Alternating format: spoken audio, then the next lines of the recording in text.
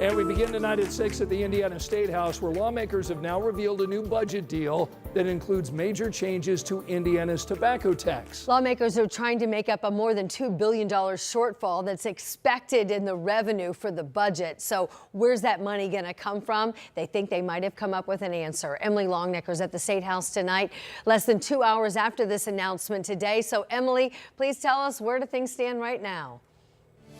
Well, they've come up with part of the answer anyway right now. And, lawmakers said going into coming up with this final budget proposal that they were going to have some tough choices to make. We didn't know what cuts they were going to make or if they were going to come up with ideas to raise revenue after they learned of that $2 billion revenue shortfall. And today, Governor Braun and Republican leadership announced a final budget that involves some cuts to higher education and public health, along with raising the tax on cigarette and some tobacco products. One thing that's not being cut, K-12 education. Its funding will go up 2% each year with an expansion of universal vouchers in year 2. That was a top priority for Governor Braun and House Republicans, and it's made its way into the final version of the budget. Higher education funding will be cut by 5%. The money for maintenance of higher education buildings will see the same cut. Public health will have significantly less money in this budget, going from $100 million a year down to $40 million.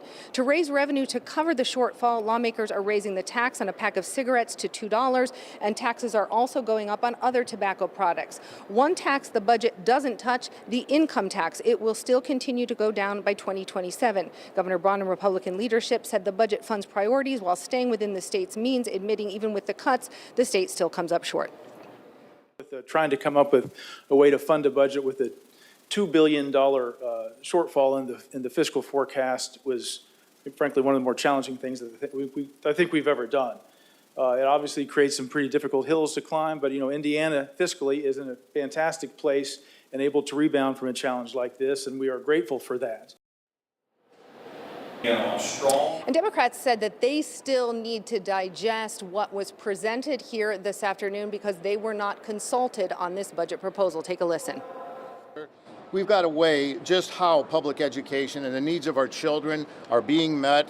We have to weigh if Medicaid needs and those, the children that are in need, and the elderly, the working Hoosiers, everyday people, if those are being met.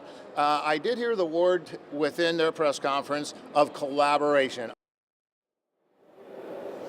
And Democrats are still hoping for some of that collaboration on this budget proposal in the final days of session. One thing Governor Braun and Republican leadership were both adamant about, even if we should see some tougher economic times, lawmakers will not be going into a special session to figure anything out with this budget. Ann, Scott?